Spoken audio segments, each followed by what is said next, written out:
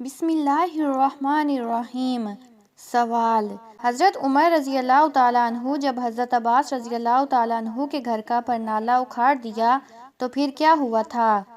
جواب: حضرت عباس رضی اللہ تعالیٰ عنہ کے گھر کے پرنالے کا پانی اس جگہ گرتا تھا جہاں سے حضرت عمر رضی اللہ تعالیٰ عنہ گزرتے تھے۔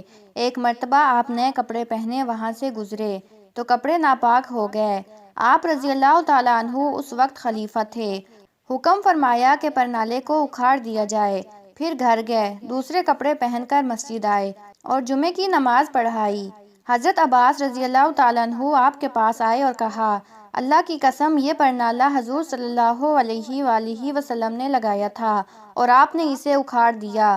یہ سن کر حضرت عمر رضی اللہ تعالیٰ عنہ گھبرا گئے اور کہا: میں آپ کو قسم دیتا ہوں کہ آپ میری کمر پر چڑھ کر یہ پرنالہ وہیں لگا دیں جہاں حضور صلی اللہ علیہ وآلہ وسلم نے لگایا تھا۔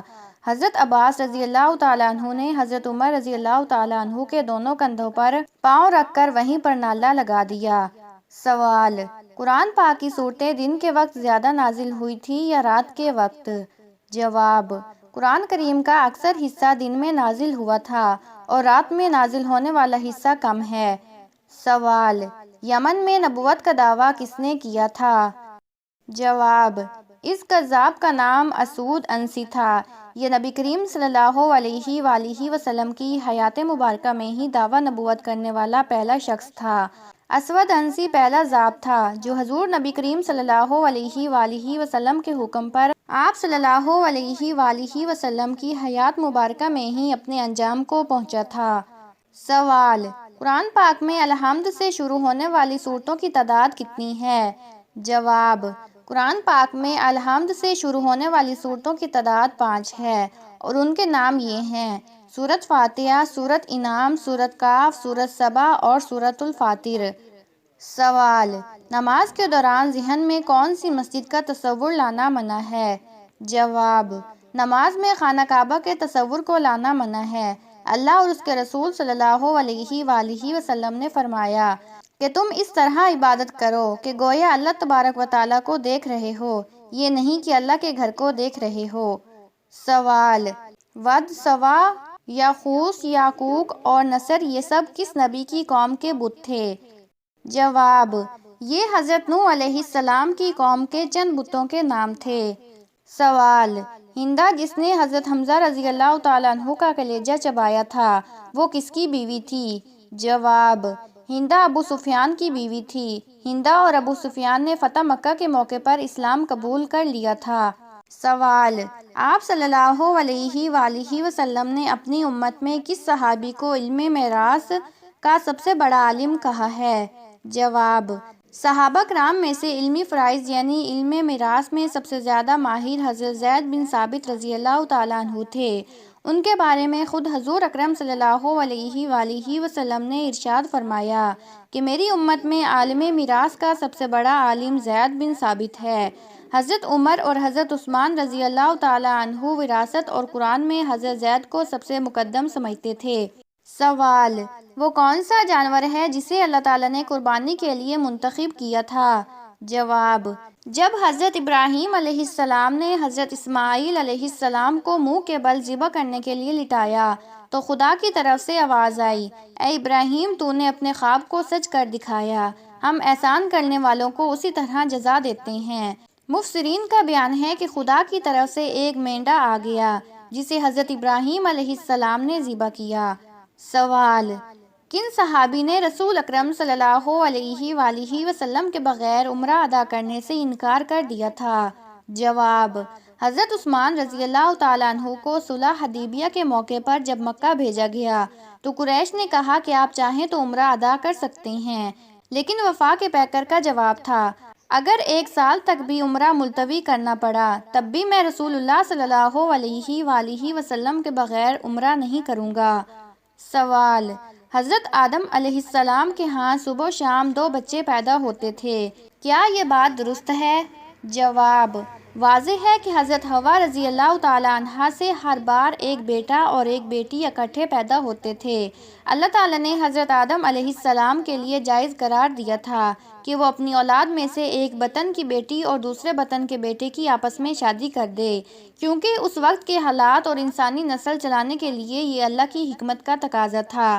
یہ سلسلہ حضرت آدم علیہ السلام کے دور میں ان کی زندگی میں 20 بطن تک چلتا رہا۔ پھر جب حضرت آدم علیہ السلام کی اولاد کے بچے ہو گئے تو بھائی بہن کا نکاح منسوخ ہو گیا اور دوسرے رشتہ داروں میں نکاح کا سلسلہ شروع ہو گیا۔ حضرت آدم علیہ السلام کی اولاد کے درمیان یہ سلسلہ عبد المقیس نام کے بیٹے پر ختم ہوا۔ اس کے بعد بھی حضرت آدم علیہ السلام زندہ تھے، یہاں تک کہ ان کی زندگی میں ان کی اولاد اور اولاد کی اولاد کی تعداد 40,000 تک پہنچ گئی۔ یہ بات جو عوام میں مشہور ہے کہ حضرت آدم علیہ السلام کے ہاں 2 بچے صبح اور 2 بچے شام کو پیدا ہوتے تھے، لیکن کافی تلاش کے بعد کسی مستند روایات یا حدیث میں ایسی کوئی تفصیل نہیں ملی، لہٰذا یہی صحیح ہے کہ آپ علیہ السلام کے بچے معروف طریقے پر ہی پیدا ہوتے تھے۔ سوال: قرآن پاک میں فرشتوں کے جسم کے کس حصے کا ذکر آیا ہے؟ جواب: قرآن شریف سے یہ بات ثابت ہے کہ فرشتوں کے بازو ہیں اور اس پر ہمیں ایمان رکھنا چاہیے۔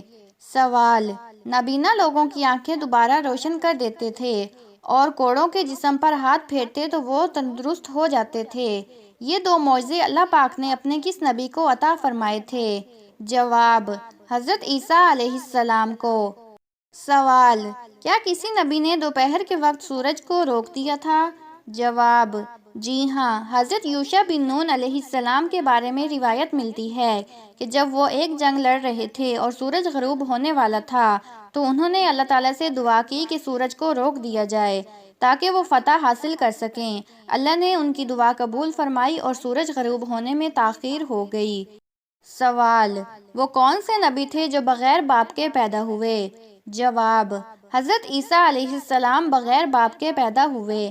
اللہ تعالیٰ نے ان کی والدہ حضرت مریم علیہ السلام کو معجزانہ طور پر بیٹے کی خوشخبری دی اور حضرت عیسیٰ علیہ السلام اللہ کے حکم سے بغیر والد کے پیدا ہوئے۔ سوال: کیا کوئی ایسا واقعہ ہے جہاں قبر نے کسی کو خود باہر پھینک دیا ہو؟ جواب: جی ہاں، بنی اسرائیل میں ایک شخص جس نے زندگی بھر دھوکہ دہی اور بددیانتی کی، جب اسے دفنایا گیا تو زمین نے اس کی لاش کو قبول نہیں کیا اور بار بار باہر نکال دیا۔ یہ دیکھ کر لوگوں کو معلوم ہوا کہ وہ شخص ظالم تھا، تب اسے کسی اور جگہ لے جا کر دفن کیا گیا۔ سوال: وہ کون سا واقعہ ہے جب زمین نے کسی انسان کو نگل لیا تھا؟ جواب: یہ واقعہ حضرت موسیٰ علیہ السلام کے دور میں قارون کے ساتھ پیش آیا تھا۔ قارون بہت دولت مند تھا لیکن تکبر میں مبتلا ہو گیا تھا۔ اللہ نے اسے زمین میں دھنسا دیا اور وہ ہمیشہ کے لیے زمین میں دفن ہو گیا۔ سوال: کس صحابی کی قبر سے خوشبو آتی ہے؟ جواب: حضرت عمرو بن جموح رضی اللہ تعالیٰ عنہ کی شہادت کے بعد ان کی قبر سے خوشبو آتی رہی، کیونکہ وہ اللہ کے راستے میں سچے دل سے جہاد کرنے والے تھے اور شہید ہو گئے تھے۔ سوال: وہ کون سی چیز ہے جو جنت میں سب سے پہلے پیدا کی گئی؟ جواب: جنت میں سب سے پہلے حضرت آدم علیہ السلام کا جسم مبارک پیدا کیا گیا، پھر اللہ تعالیٰ نے ان میں روح پھونکی۔ سوال: قیامت کے قریب کون سی چیز آسمان سے نکال دی جائے گی؟ جواب: قیامت کے قریب قرآن پاک کے الفاظ آسمانوں کی طرف اٹھا لیے جائیں گے اور لوگوں کے سینوں اور مصاحف سے مٹا دیے جائیں گے۔ سوال: وہ کون سی چیز ہے جو جنت میں داخل ہونے والوں کو سب سے پہلے کھانے کو دی جائے گی؟ جواب: حدیث کے مطابق جنت میں سب سے پہلے داخل ہونے والوں کو مچھلی کے جگر کا حصہ کھانے کے لیے دیا جائے گا۔ سوال: اللہ تعالیٰ نے سب سے پہلے کیا پیدا کیا؟ جواب: سب سے پہلے اللہ تعالیٰ نے قلم کو پیدا کیا اور اسے حکم دیا کہ وہ ہر چیز لکھ دے جو قیامت تک ہونے والی ہے۔ سوال: وہ کون سا پرندہ ہے جس کا ذکر قرآن میں آیا ہے اور وہ انسانوں کی زبان میں بات کر سکتا ہے؟ جواب: ہدہد پرندہ، جس کا ذکر حضرت سلیمان علیہ السلام کے واقعے میں آیا ہے۔ وہ انسانوں کی زبان میں بات کرتا تھا اور حضرت سلیمان کو ملکہ سبا کے بارے میں خبر دینے والا تھا۔ سوال: آدھی رات کو پیاس لگنا کس چیز کی علامت ہے؟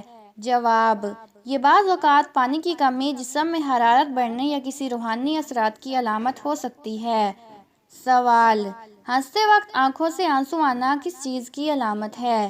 جواب: یہ جذباتی توازن کا نتیجہ ہو سکتا ہے یا پھر کسی گہرے ذہنی دباؤ یا یادگار لمحات کی عکاسی کرتا ہے۔ سوال: گھر میں بلیوں کا آنا بار بار کس چیز کی علامت ہے؟